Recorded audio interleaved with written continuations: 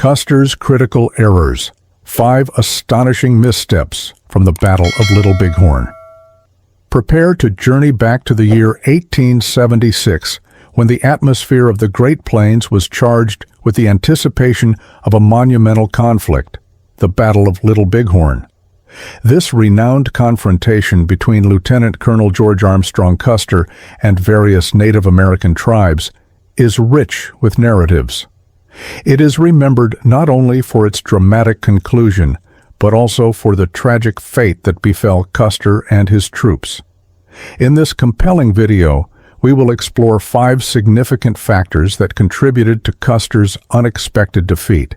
Each factor provides valuable insights into military tactics, leadership decisions, and the remarkable resilience of Custer's adversaries. However, the 5th factor is particularly astonishing and has the potential to alter your understanding of this historic engagement. You will not want to overlook this revelation.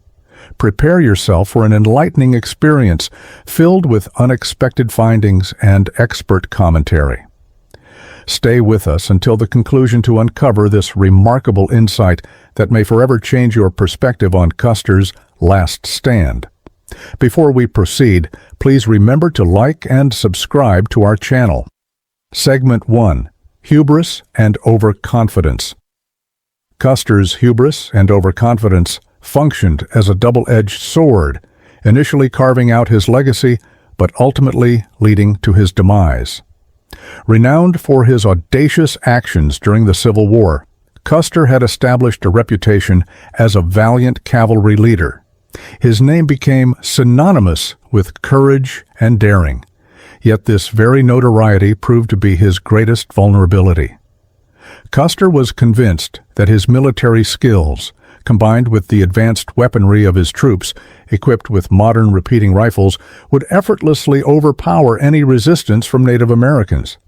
He envisioned himself as a heroic figure destined for fame, yet he failed to recognize the formidable adversaries he faced.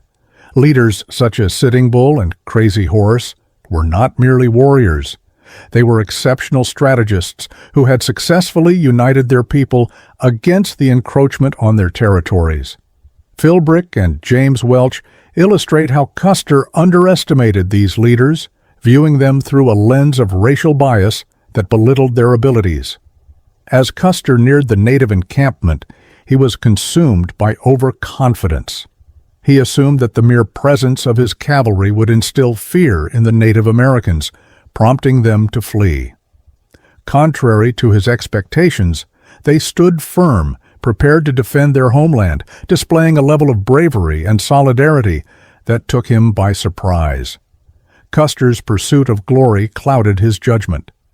He disregarded critical warnings from scouts who reported the gathering of a significant number of warriors. Rather than exercising caution or awaiting reinforcements, he recklessly charged forward, convinced that victory was assured. This overconfidence became apparent when Custer chose to engage without thoroughly evaluating the strength or positioning of his opponents. He misjudged the number of warriors he would encounter, believing they would disperse at his approach. Instead, they held their ground, exhibiting an unwavering determination that would soon escalate into a fierce counteroffensive. Furthermore, Custer's ambition for personal acclaim led him to overlook strategic principles that could have guided a more prudent approach. Custer's obsession with attaining fame eclipsed effective military strategy, ultimately leading to his disastrous defeat. His excessive self-assurance was evident in his disregard for the insights of seasoned scouts who possessed valuable knowledge of the terrain and the enemy's positioning. Instead of gathering thorough intelligence, he relied predominantly on his instincts when making pivotal decisions. In summary, Custer's arrogance obscured his perception of the harsh realities of warfare against a well-prepared and unified adversary. To fully comprehend Custer's mindset, it is crucial to examine the broader context of U.S. Native American relations during this era. The 1870s were characterized by significant conflicts as settlers invaded native lands following the discovery of gold in the Black Hills, a region sacred to the Lakota Sioux. The U.S. government had guaranteed these lands to the Sioux through treaties, yet the gold rush quickly led to the abandonment of those commitments. Custer was emblematic of this period, an officer who thrived on adventure and pursued fame relentlessly. His earlier military achievements fostered a sense of invulnerability. This conviction not only clouded his judgment but also influenced his perception of Native Americans, viewing them merely as obstacles rather than as complex societies with their own strategies and leadership. The second factor contributing to Custer's defeat was his poor tactical decisions, which ultimately led him into an ambush from which there was no escape. On June 25, 1876, Custer commanded around 600 men against an estimated 3,000 Native American warriors, a staggering numerical disadvantage. Instead of consolidating his forces for a unified assault, he made a critical decision. He split his regiment into 3 battalions, one under his command, another led by Major Reno, and a third by Captain Benteen. This division stemmed from the belief that they could launch simultaneous attacks from various angles to overpower the encampment. Philbrick highlights how this fragmentation significantly diminished their overall combat capability.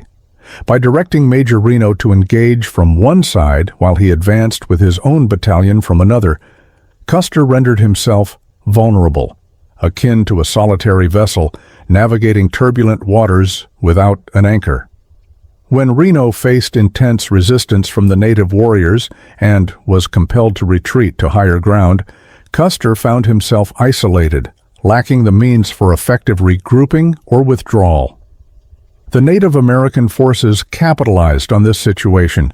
They executed a meticulously coordinated offensive that overwhelmed Custer's diminished contingent. Custer's choice to proceed without waiting for Captain Benteen's battalion further intensified these tactical blunders. Benteen had been tasked with delivering supplies but was also directed to assist Custer if necessary. However, upon his arrival, having heard the sounds of gunfire, he discovered Custer engaged in battle without sufficient support, a sight that would haunt him for the rest of his life. Within an hour of the confrontation, every soldier in Custer's battalion was either killed or wounded. The disintegration of the command structure among his troops worsened the ensuing chaos. Soldiers struggled to communicate effectively or perform coordinated maneuvers under duress.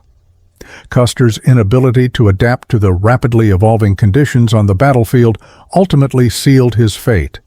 His dependence on aggressive strategies, devoid of adequate reconnaissance or support, culminated in one of the most notable defeats in U.S. military history, a loss that resonated throughout both Native American communities and American society at large. Terrain considerations. Furthermore, it is essential to recognize the significant impact of the terrain in this conflict. The area surrounding the Little Bighorn River was characterized by undulating hills and thick underbrush, conditions that favored the ambush tactics employed by the native forces. This landscape enabled them to effectively hide their numbers and movements while executing surprise assaults on Custer's fragmented troops. Custer's inability to strategically exploit this terrain underscores his flawed decision-making during this pivotal confrontation. Rather than utilizing elevated positions or natural barriers for defense or reconnaissance, he advanced recklessly, failing to account for the ease with which an adversary well acquainted with the terrain could outmaneuver him. Segment 3. Divided Forces. Custer's choice to fragment his forces proved to be a catastrophic mistake that sealed his fate at Little Bighorn. Instead of preserving a cohesive command structure, he divided the 7th Cavalry into 3 distinct battalions, one under his direct leadership, another commanded by Major Marcus Reno, and a third led by Captain Frederick Benteen. Picture the scene. Custer, exuding confidence, rode ahead, embodying bravado and ambition, convinced that his cavalry could effortlessly overpower any opposition. However, this division had severe repercussions. By dispersing his troops, Custer rendered each battalion susceptible and unable to provide mutual support during the chaos of battle. When Major Reno confronted the enemy, he faced intense resistance from a well-prepared Native American force. The confrontation was fierce and immediate. Reno found himself under heavy fire, necessitating a retreat to a defensive position along the riverbank. This maneuver left Custer's battalion vulnerable and exposed to a significantly larger force. The disorganization among the various units was concerning. Custer was unable to formulate a coherent strategy for mutual support during the conflict. While Reno struggled for survival, Custer advanced without awareness of the imminent danger. The Native American warriors swiftly seized this opportunity. They directed their assaults toward Custer's isolated battalion. Envision thousands of Sioux and Cheyenne warriors rising like a tempest, their war cries resonating across the plains as they prepared to protect their homeland. This tactical disadvantage not only incited chaos on the battlefield, but also led to swift casualties among Custer's troops. A cohesive force could have utilized its numerical strength more effectively against the native warriors. Instead, Custer's fragmented command permitted the Sioux and Cheyenne to focus their attacks on smaller contingents, resulting in disorder and confusion. To fully comprehend this decision, it is essential to consider the context in which Custer operated. The 1870s were a turbulent period in U.S. Native American relations, characterized by broken treaties and increasing encroachment on native lands by settlers and military forces. The discovery of gold in the Black Hills exacerbated tensions, leading to conflicts over territories that had long been guaranteed to native tribes. Custer was renowned for his aggressive strategies and pursuit of glory. His reputation as a bold cavalry officer often eclipsed sound military judgment. This quest for fame significantly influenced his decision-making at Little Bighorn. Custer's earlier victories may have fostered a sense of confidence in his ability to manage any situation independently, without the necessity for comprehensive support from his troops. This overconfidence ultimately impaired his judgment, resulting in poor tactical choices. A critical aspect of his defeat was his underestimation of the enemy's strength. Custer miscalculated the size and capability of the Native American forces he confronted.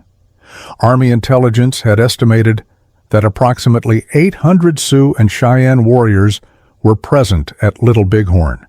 In reality, however, there were around 2,000 warriors prepared to defend their encampment. This significant underestimation had severe repercussions for Custer and his men. Upon their arrival at Little Bighorn, Custer's forces encountered a much larger and more organized opposition than they had expected. This misjudgment resulted in a startling surprise when Custer's troops engaged in combat, quickly realizing they were outmatched. Custer's conviction that he could easily overcome what he perceived to be a smaller contingent contributed to his reckless strategy. He believed that his cavalry could intimidate and disperse the native forces without facing substantial resistance. This misplaced sense of security prompted him to charge into battle without sufficient preparation or strategic planning. The repercussions of underestimating enemy strength were profound. The failure to accurately gauge the enemy's capabilities was indicative of broader issues in intelligence gathering. Custer relied on outdated or incomplete information regarding the Native American forces, which ultimately misled him into believing he possessed a tactical advantage. As Custer made his approach toward the encampment with confidence, he remained oblivious to the fact that he was entering a meticulously orchestrated ambush. The Native American leaders had successfully united their tribes and were fully prepared for combat, a scenario that Custer had not foreseen. This critical error not only influenced Custer's strategic decisions, but also adversely affected the morale of his troops. Confronted with overwhelming numbers, panic quickly spread among his soldiers. a reaction intensified by their realization that they were not merely outnumbered, but encircled by an adversary resolute in defending their territory. Eyewitness accounts from the battlefield vividly capture this moment of awakening. Soldiers recounted the sight of numerous native warriors emerging from behind hills and trees, a daunting vision that obliterated any hopes of an effortless triumph.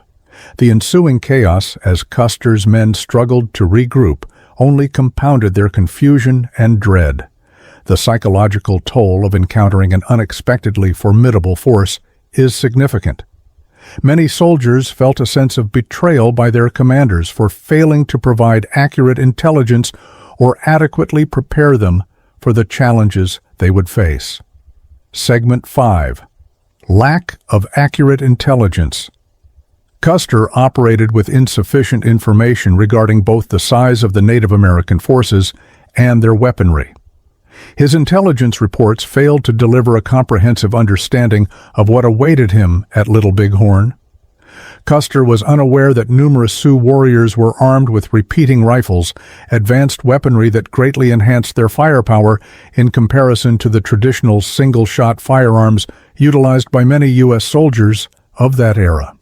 The imbalance in weaponry provided Native American warriors with a significant advantage in battle.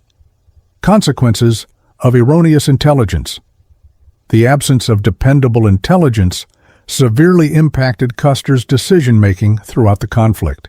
He not only misjudged the number of warriors, but also underestimated their resolve and tactical acumen. Due to flawed intelligence regarding both the enemy's size and capabilities, Custer was unable to modify his strategies effectively. Rather than proceeding with caution or seeking further reconnaissance to validate his assumptions about enemy strength, he advanced with an aggressive approach that ultimately led to his downfall. Additionally, this lack of precise information fostered a broader sense of overconfidence among Custer and his officers. They were convinced they could easily dominate what they perceived as a disorganized faction, failing to recognize it as a cohesive force prepared for combat. The importance of scouts. The significance of scouts in military operations is paramount. They serve as the vital eyes and ears on the ground, delivering essential insights regarding enemy movements and strengths. Regrettably for Custer, some scouts reported observing substantial numbers of warriors assembling near Little Bighorn, but he dismissed or overlooked these warnings due to his inflated confidence. This disregard for the advice of those familiar with the terrain and local conditions further exacerbated his errors. As gunfire erupted and chaos ensued on the battlefield, it became painfully evident that Custer had misjudged every facet of this engagement, from troop numbers to weaponry, leaving him ill-equipped to face the fierce resistance he encountered. In summary, the interplay of three critical factors: fragmented forces that rendered his troops susceptible, a misjudgment of the enemy's capabilities that resulted in an ambush, and a deficiency in precise intelligence concerning troop strength and weaponry, culminated in a scenario where defeat appeared almost unavoidable. The Battle of Little Bighorn stands as a significant reminder that in military endeavors, the importance of accurate information and unified command cannot be overstated, a lesson indelibly marked in history by Custer's unfortunate demise. As we contemplate Custer's loss at the Battle of Little Bighorn, it prompts us to consider what insights this event offers regarding leadership, ambition, and the repercussions of underestimating adversaries. Custer is frequently depicted as a tragic hero, a figure who met his end while valiantly leading his forces against insurmountable challenges. However, is this portrayal genuinely reflective of reality, or does it obscure a more profound narrative concerning colonial hubris and the devastating effects of U.S. expansionism on Native American societies? Reflect on this. Could it be that Custer's pursuit of glory was not merely a personal shortcoming, but indicative of a wider perspective that regarded Native Americans as obstacles to be surmounted? In his relentless quest for recognition, did he not only seal his own destiny, but also play a role in the marginalization of indigenous cultures and histories. The American Battle of Little Bighorn transcended a mere military confrontation. It represented a collision of civilizations, ideologies, and fates. As we analyze Custer's shortcomings, we must also acknowledge the disconcerting truth that his legacy continues to influence our interpretation of American history in contemporary times. This leads us to pose a critical question. Should we commemorate Custer as a valiant soldier who perished in service to his nation, or as an emblem of imperial arrogance whose decisions resulted in tragic repercussions for numerous individuals? We invite you to participate in the discussion below. We encourage you to share your insights regarding Custer's legacy and the lessons this battle imparts about ambition, authority, and the narratives we opt to convey. Your viewpoint is significant. Let us engage in a conversation that prompts us to reevaluate our historical understanding. As we appreciate your support, please remember to like and subscribe to our channel. We look forward to seeing you in our next video. Thank you for watching, and don't forget to like, share, and subscribe to our YouTube channel for more captivating historical content.